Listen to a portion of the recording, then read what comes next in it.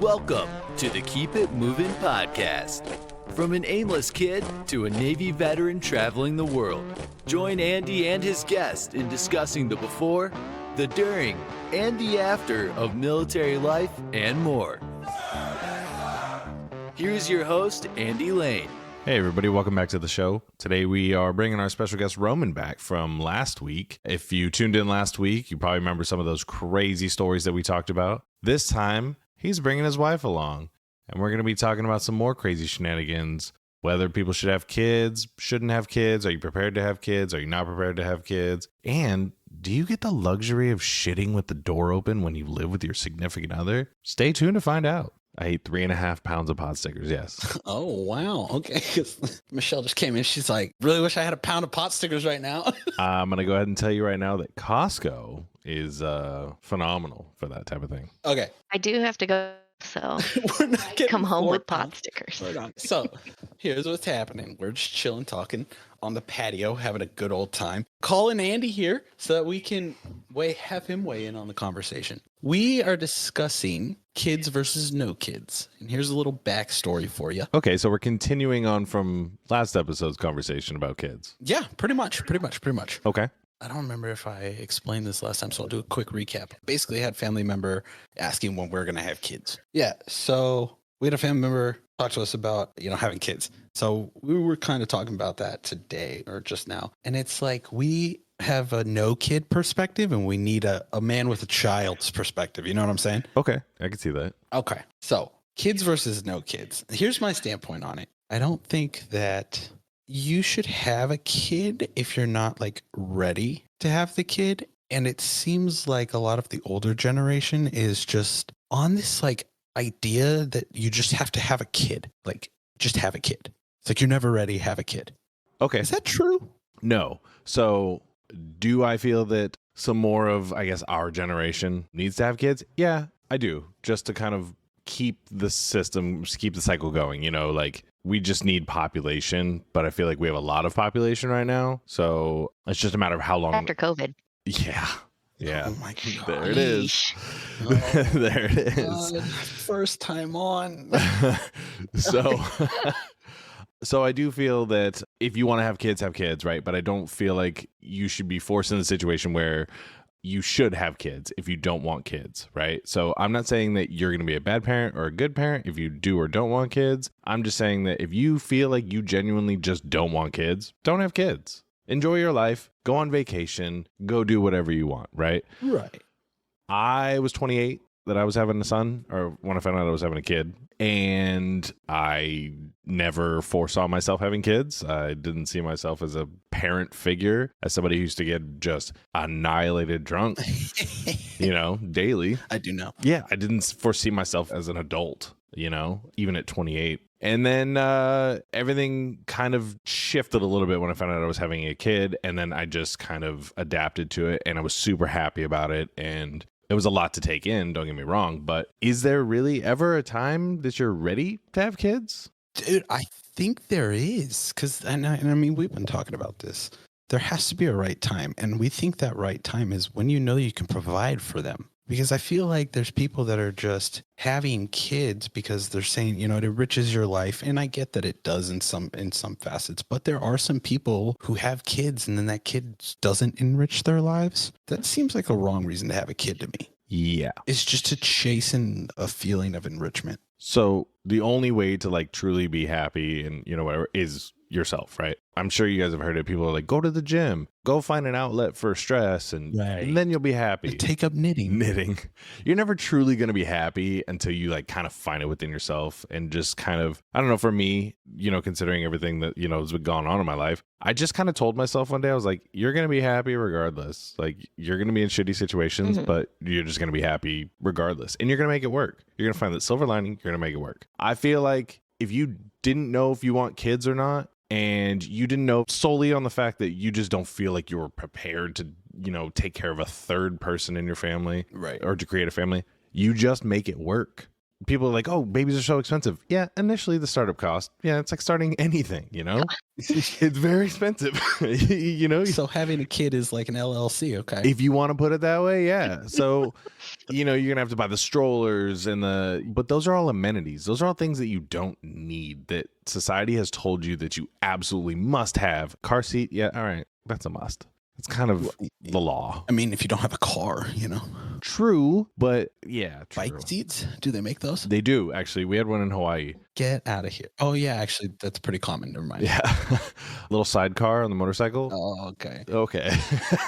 Oh, wait, no, Hawaii. I don't know, man. Scooter. It just sounds rough. I get that mentality of you just make it work because we're currently living that mentality. But that can't be a good mentality. No, it's not you just make it work. You make it work without knowing that you're making it work. Like you just naturally as a human being adapt to the fact that, well, for starters, in a typical gender society, you are a man, right? You provide in a typical, you know, whatever you want to call it. Right. Not trying to offend anybody here. Right. But We're just dumb and don't I know the got you. right terms. right.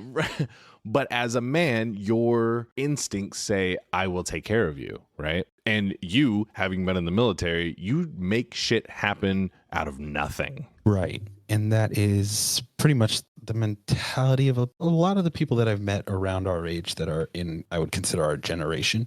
But dude, it just can't be the right way. You know what I mean? I get that it is the way that the majority of people do things, but they can't be the right way. You know what I'm saying? Is there really a right way, though? I don't think so, but there's a better way. Is there? There is like more prepared and less prepared, I feel like. Okay. But there has to always be a better way. We just might not know what it is yet. Okay, so Michelle, Mhm. real quick, let's give a little backstory about who you are Oh, yeah.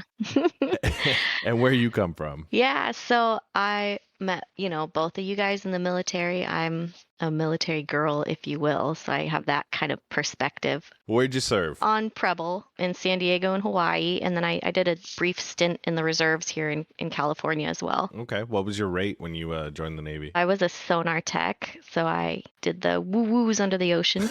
I've never heard it described like that, but all right. One ping only. So you're the one that kept everybody awake. Oh, yeah, we loved it.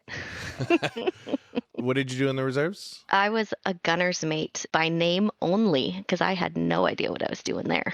Okay, so typical reserve. Got it. Yep, pretty much.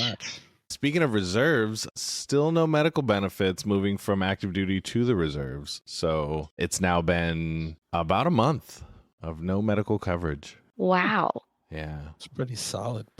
Good thing you toned down that extreme snowboarding and skydiving. You know, it's great. Adrenaline chasing lifestyle that you live, Right? Heaven forbid I get a nasty cough. Oh, gosh. Hey, man, nothing 3.5 pounds pot stickers can't cure. Oh, my stomach hurt for like 2 days at least 2 days. That sounds fantastic. I love pot stickers. You know, I genuinely thought they were going to be better. So you know the Ling Ling brand? Mhm. So the Ling Ling brand is significantly higher quality than the ones that I ate. Ooh. But once you get about a pound into it, you just stop tasting it and you just start inhaling it. You guys have seen Kung Fu Panda. Yes. Yeah, you know, like the dumpling? Absolutely. You just like, ooh. So are you now telling me that you can do karate? No, I'm telling you I'm the size of a panda. Define karate. You ever walk through a spider web and instantly become a black belt? I can do that. Yeah, I do that all the Yeah, time. I can do that. It's just wildly flailing.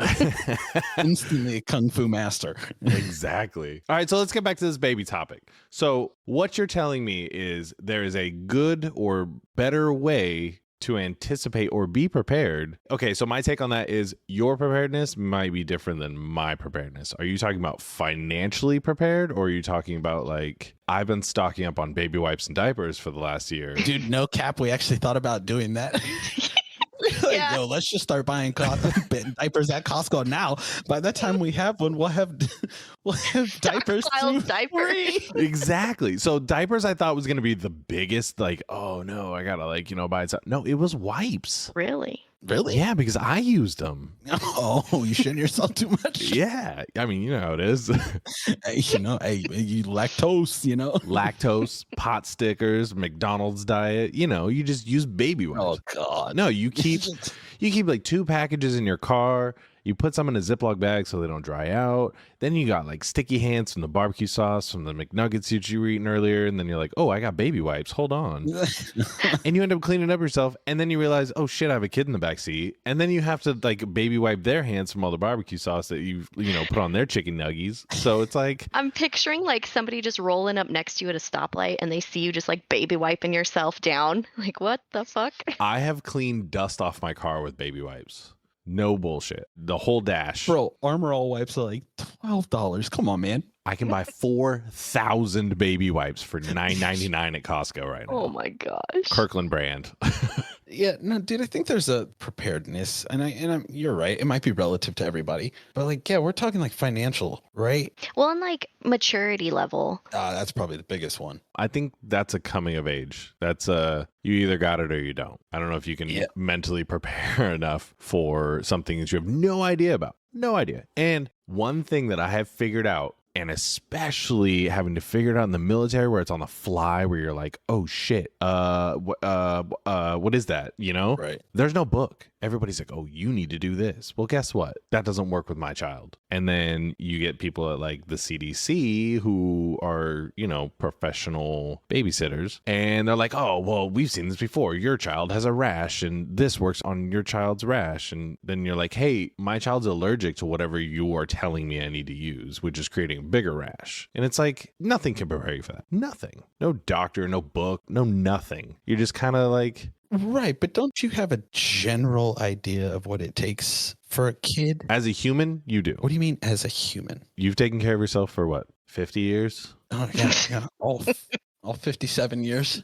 Yeah, right. Yeah. You've taken care of yourself in some of the worst situations based off of muscle memory, right? So you learned at an early age how to wipe your butt when you pooped, right? Just because it's, relatively sanitary. You use baby wipes if you want, whatever. You're so stupid. Alabama wet wipe. Alabama wet wipe. Spit on toilet paper. Right. But you can't sit here and tell me that you've never been brown out drunk to the point where you have no idea whose door you're staring at, but somehow you were able to eat food, get undressed, get into bed, take a shit, functionally do the things that you normally would do when you were completely coherent. Right. Like you just do it off muscle memory, but you reciprocate those things to a kid. Well, obviously you don't shit on your kid, but like ran out of baby wipes. Bring me the baby. Also, reusable diapers, cool in concept. Yeah, my mom was trying to convince me of that. She's like, there's a service that'll pick them up. I'm like, yeah, but you still got to rinse out the shit. I'm not really feeling that. Yeah, dealt with a lot of shit in my life. Couldn't I just train it to take a shit in the dog run like the dogs? It took like 3 months to train them to do that. It's gotta be easy to do. We're not letting a naked child run around the house. Dude, we could raise Donnie from the Wild Thornberries. Oh, there it is. There it is. There it is. So Harvey grew up in Hawaii, right? Mhm. Yeah. And downstairs has all of the tile floors, like hard tile. You know what I'm talking about, like the slate tile or whatever. We just let him run around naked for like 2 weeks. I mean, it was Hawaii though. I think I ran around naked in Hawaii for a while. Dude, Hawaii was so fucking hot. Yeah, you guys didn't have AC. You lived on a hill. Yeah. And it was like the size of an anthill, though. So it was not really a hill. I mean, it was a pretty big hill. Actually, yeah, you guys were up there. You had a breeze. Yeah. We did have a breeze. I remember we went and picked up Roman to go eat. Chili's. Was it always Chili's? Because, oh, yeah, It was Yeah. always chill. the always margaritas Chili's. in the mugs. Like, who doesn't get margaritas in mugs? Listen, if you're not getting trashed at Chili's on margaritas, No. I was wrong. It was Buffalo Wild Wings. Mm. IAEA, Buffalo Wild Wings, right next to the Yeah, theater. it was right there. Oh, Johnny yeah. Yeah. Anyway, you were already drunk, Yep. but you were sitting like practically naked, crisscross applesauce, playing video Yep. games on the living room Yep. floor. And I'm like, Yep. it's hot in here. You're like, normally it's not this bad. Yeah. There's a picture on my Facebook of him because I would come home every day and he'd just be chilling in his undies playing video games on the floor in the living room. That was every day. Dude, because I was sweating out of orifices I didn't know existed every day. A new one showed up every day. Dude, I've had parts of my, like, that was the first time my grundle ever was sweaty. I didn't even know that was possible. People hate on me for wanting central heat and AC in every place that I live. You're moving to New York. You're never going to get central. I got central heat and AC. I pay a shit ton of money for it. Hey, man, all I'm saying is I've stood watch in the Philippines with 40 pounds of gear on. What was it? Like $1.20? It was $1.20 with 85 to 90% humidity. Yeah. Yeah. Dude, I remember I drank a gallon of Gatorade and I didn't pee for 7 hours after that watch. I remember on standing watch on the quarterdeck, fully armed up, and it was about the same temperature out there. And they were like, you can deblouse underneath the body armor. And I'm like, this body armor is not coming off. It's like stuck to me. Like there's no chance. So I just rolled my sleeves up. And of course I get yelled at for that. But what was her name? It was the lieutenant, blonde. Can't remember her name right now. Yes, Lieutenant Blonde. Let's go with that.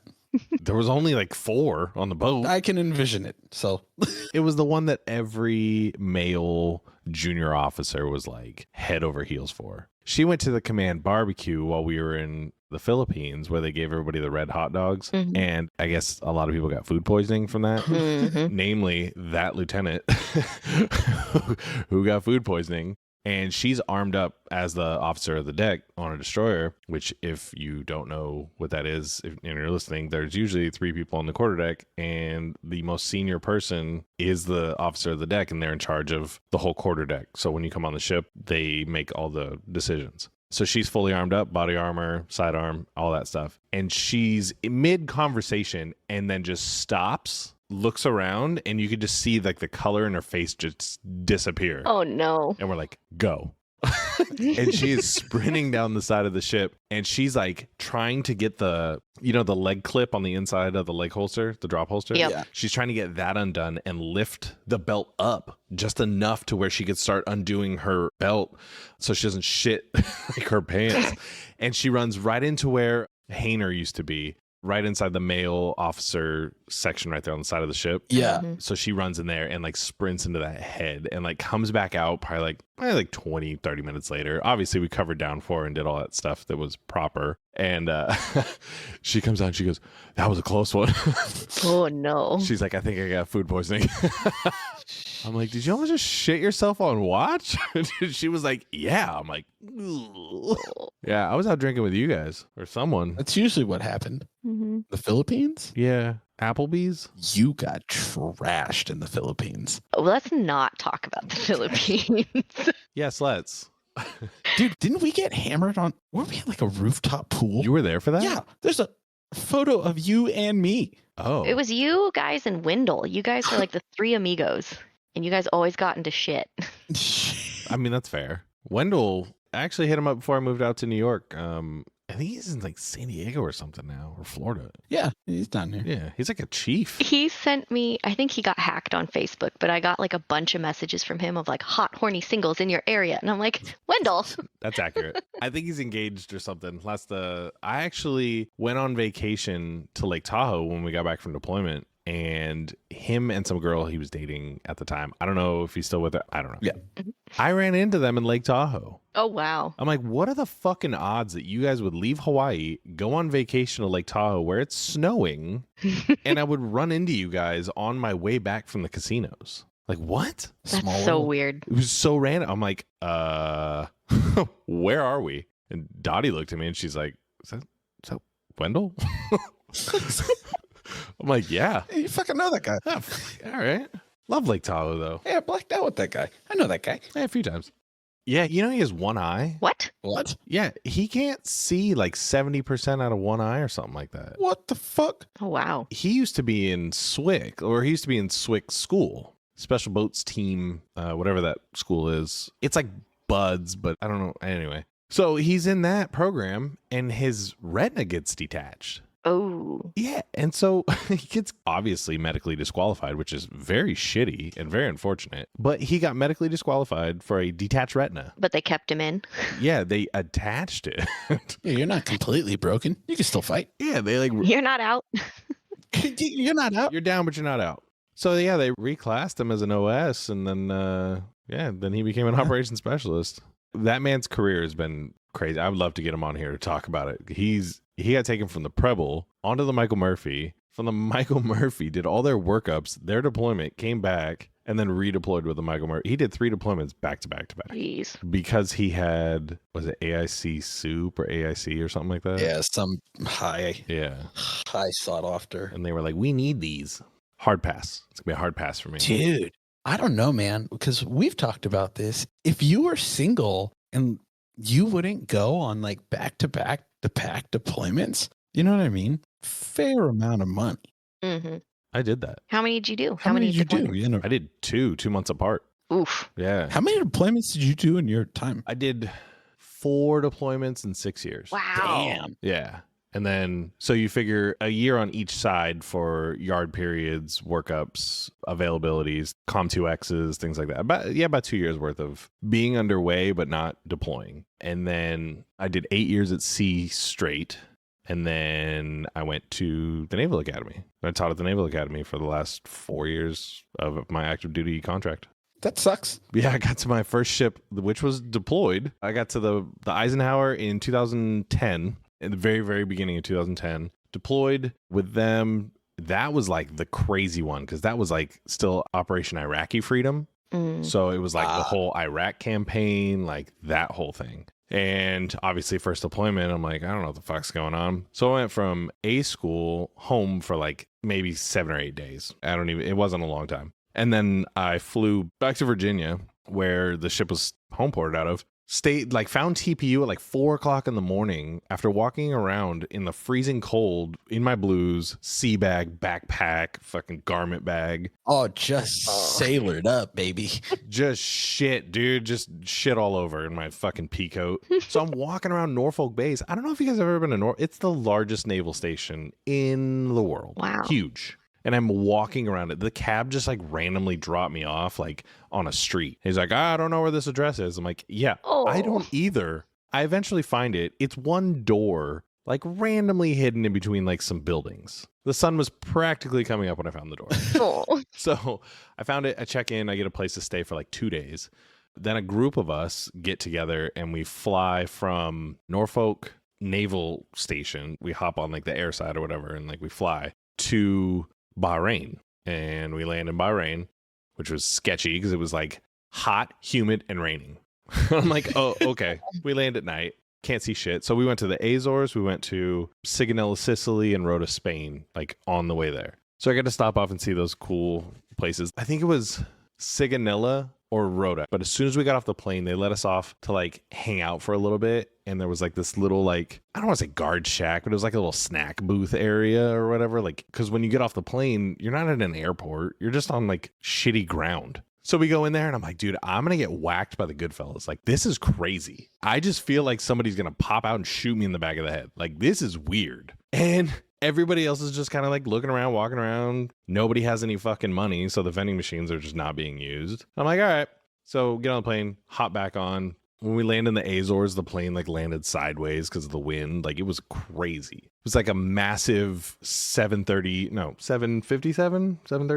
It was 3 rows across. There was like a first class up in front, but that was like all officers and they're like officer families. I'm like, oh, must be nice.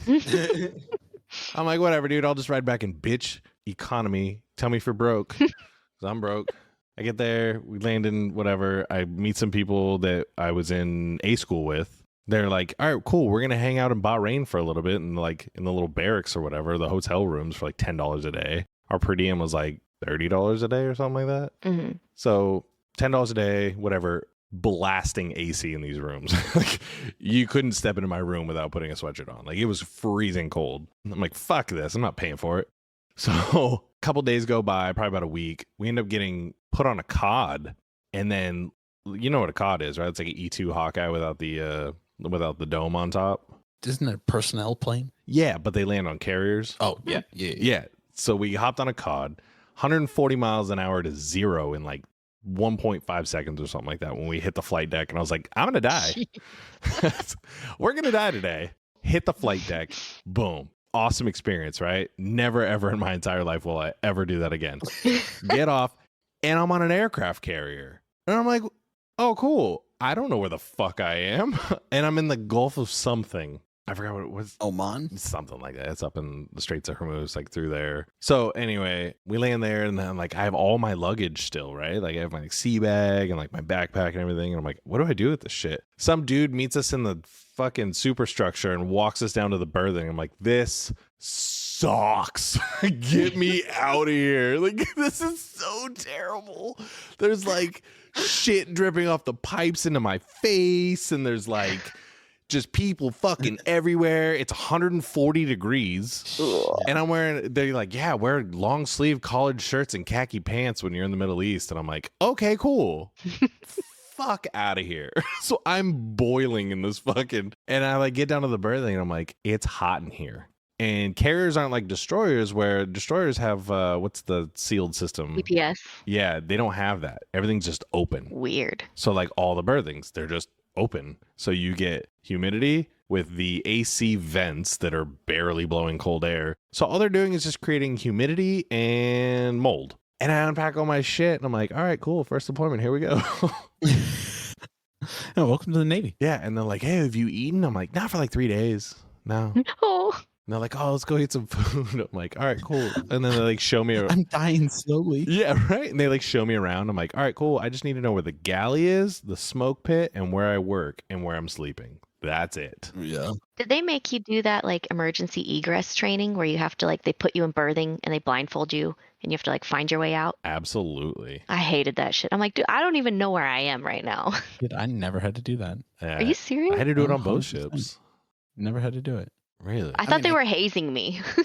I mean, I could do it. It's not that hard. I mean, when you first get to a ship, especially like a big ship like a carrier, it's like, Yeah, when you first get there, no shot. yeah. Like 2 months in, you're good. So yeah, first deployment 2010, came back September 2010, August, September 2010, sometime like when it was still hot in Virginia, but it wasn't like it was about to be fall, or it was fall. I don't know. Got back. It was the only Tiger cruise I've ever done. My parents flew down to Florida, hopped on the carrier, and then rode back with us for like the last like 3 or so days. And if you ever talk to like my parents or whatever, my dad loved it. My mom thought it was the worst experience of her life. She was just like, I don't understand how people do this. But my mom's like old, so she's got like menopause and stuff like that. So she's just hot all the time. Oh, yeah. And like there's no AC. Like in the female berthing, she was just like dying. She ended up going to sleep on the mess decks. Oh. She just went and like put her head down on a table and like fell asleep. And I was like, I feel so bad. I spent a whole hour or so with my dad looking for my mom. And I'm like trying to find like her sponsor, who's like a friend of mine, still is to this day. But like, I'm like, hey, I'm like, Christina, like, have you seen my mom? And she's like, no. We got up this morning and she was gone. And I'm like, fuck. Did my mom fall overboard? Yeah, we ended up finding her on the meth decks. I'm like, what the fuck? She's like, it's so hot. Oh. So they got off in Norfolk with me and then flew back to Cali for some post-deployment leave or whatever. And then we went into like a yard period for like 6 or 7 months and then came back out in 2012 and then deployed and then came back for 2 months and then redeployed in 2013 for 7.5 months and then like 7.5 months or something like that. It was just like some ridiculous amount of time. We literally did the same job twice because when we went out the first time, they're like, yeah, it's going to be a 12-month deployment. They were like prepping everybody for it. My mom sent like boxes of Christmas gifts, a Charlie Brown Christmas tree, because we were supposed to be deployed like over the holidays. And I'm like, this is awesome. Let's just stay out here. And then somebody made a decision like, all right, we're going to pull back in so you guys can see your families for Christmas. And I'm like, why? Can we just stay here? Like, we're already here, you know? Mm-hmm. So we ended up coming back and then doing like another 7 months or whatever. And then that's actually when I met Dottie, my ex-wife, number 2. And then I had to think about that. And then, yeah, came back. We did this crazy long yard period where like even when I left, the boat was still in the yards. Something happened with the contractors. They put Sea-Wiz back on. They built a platform for it. There was just some crazy in-depth like stuff going on with the ship, and they just never made it out of like dry dock. Yeah. So it was just like, holy shit. All right, well, I'm leaving. Damn. Transferred to Hawaii. Or no, I went to San Diego. I went to Aztec school in San Diego and Point Loma, and I failed out within the first hour I was there. What? Yeah. So I never got prepped for Aztec. I just got it in my orders. And then everybody just kind of signed off my book for Aztec. And they were like, have fun at school. I'm like, what? And so I go to Aztec school. I check in. I'm in the wrong uniform. Like, okay, I'm in NWUs. Everybody else is in NSUs. And they're like, didn't you know the first day you're supposed to be in NSUs? I'm like, didn't you know I'm going to fucking Hawaii, so all my stuff's packed out? And they're like, oh. And I'm like, yeah, it doesn't matter. It's still the uniform of the day. Get over it. Mhm. Yeah. So it was just a bunch of first classes who thought they were like high and mighty. And they were students too. So I was like, fuck off. But there's a pre-test you have to take. ASC has a very similar one too. And I failed it like bad. Like not even like remotely close. And like they like pulled me aside and they were like, hey, we just want to let you know that you failed the pre-test. And because you're on orders going overseas, they were like, yeah, we can't roll you back into the next class because, you know, you have a deadline. I'm like, I don't care. Like, I don't care. And I was like, so what happens next? And they're like, well, we're going to contact the ship and see if they want to like keep you. And like, if not, then we have to talk to your detailer, have them cut somebody else orders to come here, whatever. Whole process. Wow. Yeah, while I'm there, there's like a senior chief who ended up making master chief and retiring. Was based out of Washington, and he was just like, "Let's come to my ship." And I'm like, "Call the detailers." And by the time everything kind of got worked out, Preble, I guess, said that they were going to keep me. I checked into Preble, and they were like, "Yeah, we're going to home grow you, and we're going to send you back to school." And I was like, "Dope. I'm not doing that. Don't waste your time." I remember OS1 Craig. I think he's at OSC now or something like that. He was like, yeah, man, Aztec's like the best job in the world. I'm like, didn't you just sit on watch for like 14 hours and then come lay down in the aisle of the racks and sleep for an hour and then go back on watch because there's only 2 of you? Like, I don't think that's what I want to do. And he was like, oh, it's like the best gig in the world. I'm like, I don't care. Plus, they screwed me out of getting back-to-back C pay. Because I was supposed to get S-DIP or DAP or whatever for going to Aztec school and going to a C command. But because I failed out of the school, they didn't put in my back-to-back C pay. So I was supposed to get like a couple $100 or like maybe it's 100, maybe it's 200. I don't know. I wish your premium goes away. My premium stayed. Oh, but your counter? No, none of that stopped. But what happened was if you go back-to-back C, you're supposed to get an incentive pay. Oh. Well, at least you were back then. But because nobody routed it, I never got it. And you can't like retroactively get it. Wow. So yeah, I kind of got screwed out of like a couple $100 or whatever. I mean, you know, hindsight's 2020. That command kind of screwed me anyway, but ASW? no, Preble. Oh. Preble. And then got to Preble, met all you fuckers, and then we deployed in 2015. So 1, 2, 3, and then 4. And then I was like, maybe it's time to go to shore for a little bit. Jeez. I was going to say, I don't remember you being Aztec because I worked with the Aztecs and it was usually like Dalton and Craig, I think. Yeah. Dalton? You mean Hudnall? No, Dalton Moore. More. I wasn't there for more. Oh, he was wild. That was 2013. That was my, he was the other part of the party squad. It was me, him, and Chris. Yeah. And then I upgraded to Andy and Wendell. Well, And me. sidestep. I sidestepped. Sides. And me. Michelle's like, wait, don't count me out. Because I remember when you partied with like Dalton and stuff, I'm like, I want nothing to do with him. He is wild. He's an asshole, but I love him. Yeah, pretty much. Oh, man. That was a fun time. Definitely a fun time. I mean, I had fun. I might be that asshole at the party where it's like dickhead thinks he's the life of the party. I might be that guy, but I'm having a grand old time. You know what? You can have a grand old time as long as you're not the one whose wife is just casually taking her shirt off and running around at divisional parties trying to like dance with everyone naked. That's true. Mm-hmm. That's true. Yeah. I could have had a sluttier wife. Sorry. I think you lucked out. I know Michelle personally, and I would say I think you lucked out. I'm a classy lady, you know? Yeah. Well, I know her a little personally, you know? Yeah, I would say she's like quiet, but like still has. Listen, I'll just sum it up this way. You didn't spend COVID with her. Okay. Oh, you're right. Yeah. Every couple that went through COVID and was quarantined together came out it very different perspectives. Oh, yeah. So now you guys shit with the door open. Got it. Dude, it's insane. Who waved the white flag first? For what? Just in general, like, all right, this is it. We got to get out of the house. We got to go do something. We got to be around people. She did. That was definitely me. Yeah. She yeah. did. I had a PC and video games. I'm a nerd. That's true. I was good. I was like, we need to shower and we need to get out. Yeah. I started a business. I got hobbies. I started building shit. And I still had to work.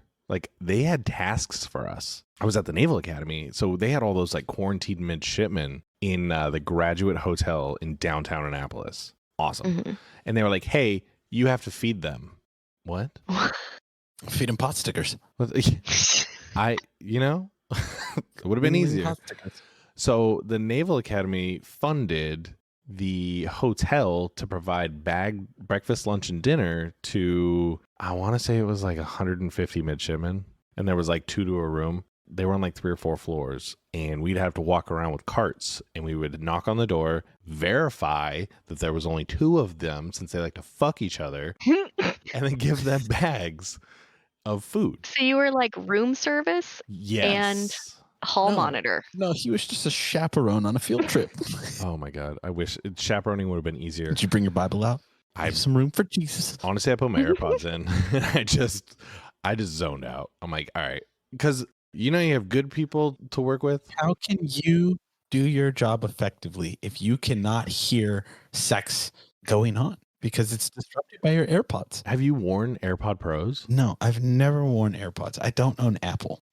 Just borrow someone's who has an Apple. Listen to the superhuman hearing that it gives you when you put them on. Put on the transparency mode and it amplifies because there's little microphones that picks up everything that's going on around you and it amplifies it. You can hear through walls.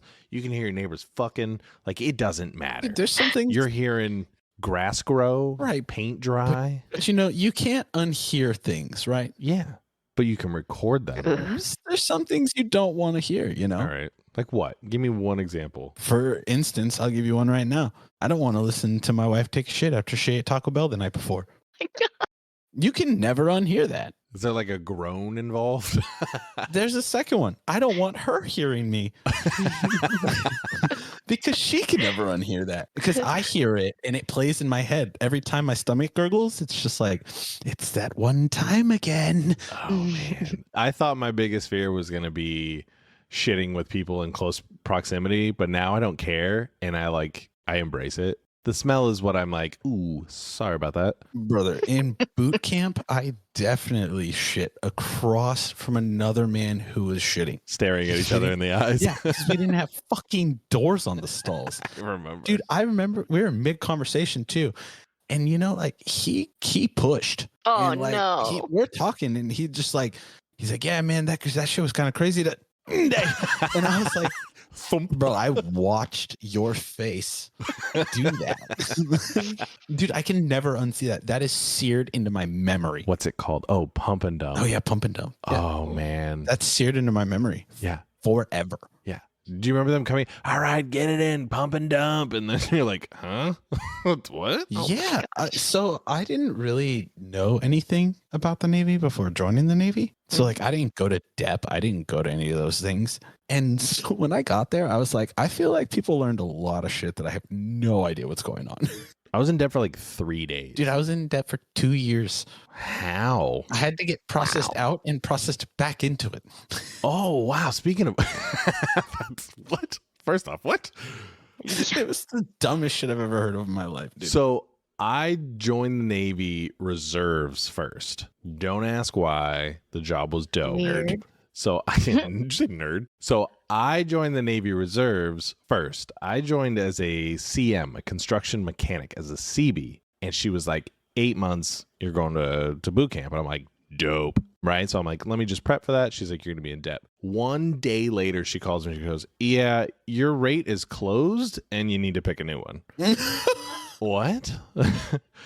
And then I was like, those are words that I've never heard put together. I was like, I don't even know what that means. Like recruiter, which I love. Cindy Townsend, I love you to death. You did me a solid. So she was like, you can be a PS and a YN and something else. She's like, but no recruits of mine are going to be pushing papers. And I was like, cool. What do you recommend? She's like, be what I am. I was like, I don't know what that is. She's like, I'm an OS. And I was like, sure. She's like, we work in the AC. And I was like, dope. I'm in. So yeah, you work in the AC on a carrier that's 140. Wow, it's a pretty solid one. The amount of times I slept in the ASW module, oof, painful. So cold in there. Like we would go and sleep in there when like the AC just goes out in the berthing altogether. Like me and like a couple other people who just go get chairs and just go fall asleep. No, but so she puts me in as an OS. Keep in mind, she's an OS FTS. She's a full-time support recruiter OS. She's an OS 2. Wow. So she picks up OS 1 or converts to NC and picks up NCR 1. I don't remember like the route that happened. Right. She ended up going to like Millington, Tennessee and working there as like a senior chief NCR. Like, so remember when the Navy introduced video games? Oh, yeah. Like this last year. The esport team. Yeah, that. Yeah. Well, she was like, "Hey, I know you stream on Twitch and you're into that whole world of like gaming and stuff." She was like, "This hasn't been released to the like, big Navy yet." She's like, "But I'm calling you because I think it would be right up your alley." She's like, "You just have to be stationed in Millington, Tennessee." And I was like, "Nope, not gonna happen." But she explained the details, and I was like, "You know what? If I was 19 years old joining the Navy, that's the come up of a lifetime." Oh, for sure. Because you know your Cheeto-stained Mountain Dew breath is just going to be hot. Yes, sir. But that, it is what it is. Here we are, 12 years later? Yeah. Crying Yeah. inside every day. Cry in the shower while you eat pot stickers and dumplings. Well, I was gonna mention like the whole thing that kind of sparked the recent kid conversation with me and Roman. I went to my optometrist the other day because I'm getting LASIK, and he's like doing the like verifying all my measurements and stuff, and he's like, "Oh, so you have any kids?" I'm like, "No, we have dogs." He's like, "Oh, you don't want kids?" I'm like, "I mean, maybe later. I don't know." He's like, "Oh, you gotta have kids." I'm like, "You're a stranger. Why are you giving me advice on you have to have kids?" He's like, "Yeah, how do your parents feel about that?" I'm like, "We just met. Why are you getting so personal?" Chill, bro. Are you going to be there when we conceive? What's the plan? Yeah. here? You want to be a godfather right off the bat? Like, what's up? But I feel like that's a common thing. Like, at least for me as like a woman, I always have people telling me like, "Oh, do you have kids? Do you want kids? Why not? When are you having kids?" And I'm like, maybe I just don't want them right now. Like, why are you pressuring me? Yeah, it should definitely be your guys' choice. Dude, all I'm saying, our life Yeah. without kids, it's pretty nice right now. Right now, yeah. Yeah. And like everybody else has kids. And so it's like, dude, kids are great when you can give them back. Yeah. Yeah. See, I didn't grow up around people with kids, so I didn't have that like, oh, kids are great. Like I didn't have any of it. Like all my friends were just like me. We were all degenerates coming up, That might be a factor. But like my son's cool. Because we both grew up in big families. And I'm like, I had 2 older brothers, and I'm still married mom and dad. Mhm. I know my dad. I know my mom. I talk to my brothers roughly every day. Mhm. So that family dynamic, I'm like, I want that. But I didn't know I wanted that until somebody told me that I was going to have that. I can see that. And then it was like, I've partied hard in 18 countries, like hard, Mhm. And like, even still, like when Dottie and I were still married, I think Harvey was like a year and a half. We were in Hawaii. We left and we flew to California, and we're like, "Hey mom, like Harvey's," and maybe he was 2. And we're like, "Hey, Harvey's like, whatever, like big enough to like do stuff with, like, like hang out with and watch TV or whatever. Like, do you mind watching him for like a couple of days?" Well, we go to London. Oh, wow. And we went to London. We just flew for like, it was around when the airport in Brussels got bombed. Oh, wow. That actually happened while we were in London. We got, what's that, 4-star hotel, 5-star, whatever the fuck it is, a rental car in downtown London. You like balled out. I think it was like $2,000, $1,500, $2,000 for both of us for like 4 or 5 days. Oh, wow. And that's airfare, everything. Great American Vacations, I want to say. So if you go on like Groupon, or the vacation company that they use, you can just go directly to their company and cut Groupon out of it and the percentage that they're going to take. I think it's like Great American Travel or something like that. Anyway, Interesting. yeah, we were going to go to Ireland first, but they misbooked our vacation. They like said we were going like the next week, and like we were like, no, we're going like 2 months from now. Like, wait. Anyway, London was dope though. Went and saw the Stonehenge. Like literally drove to go see the Stonehenge. Got a speeding ticket. Drove in an econ only lane or something like that, and got a ticket for that too. By the time it made it to us, it was like $400 or something like that. Ooh. Yeah, it was like crazy high, which is whatever, I think I took a picture of it. Because I'm like, who gets a speeding ticket in England? Oh, man. A lot of English people. Yeah, I mean, we rode like... Stupid. We had like the equivalent of like a Ford Fiesta, but it was like a 5-speed manual, and it was right-hand drive. And I'm like, oh yeah. let's go drive in downtown London with all the double-decker buses. Like, this is insane. Gee. Those cars are inches from each other, like maybe an inch. And they're like weaving through traffic. I learned how to use a roundabout like correctly on accident. Huh. Yeah, no, it was it weird shifting like with your left? No, you just eventually get used to it. I think the hardest thing, like Is it weird being on the right? on the left, Whatever. well, the left side of the road, that's what your mind doesn't. Yeah, but you're on the right side of the car. No, being on the right side of the car is fine. You get like within an hour, you're like, oh, okay, this is normal. But what fucks you up is the road, being on the left side of the road, because your body inherently just wants to be on the left side of the lane. Oh, so you look right, left, right there. You just look. Yeah. You dodo bird. You still look left. Like, Yeah, obviously, but here you look left, right, left before you go. I just don't look. I just cross my eyes. Did they not teach you that in Just driving don't school? What the fuck? There's a school for driving. Oh my god. I grew up in California. Come on now. Yeah, so did I. Still drive like an asshole, but I get to where I need to go. I still have a license. I don't know how that happened. I'm doing pretty good. My license is still valid. I think we're gonna have to wrap it up here. I got some hungry dogs staring at me. Yeah, no, you're good. All right, everybody. Thanks for stopping by for episode 2 of Keep It Moving Thanks. with Yay. Roman and Andy and our guest, Michelle. Yeah. Thank you for joining us. Thank you for joining us. Yeah. Thanks for having me. Not a problem. Hopefully you come back. right. We love Maybe. you. We kiss you. Mwah. I'm not doing that. Thanks. All right, take it easy. All right. Bye. Thank you for tuning in to the Keep It Moving podcast. Be sure to check us out on Instagram at keepitmovin_podcast to keep up with the latest topics.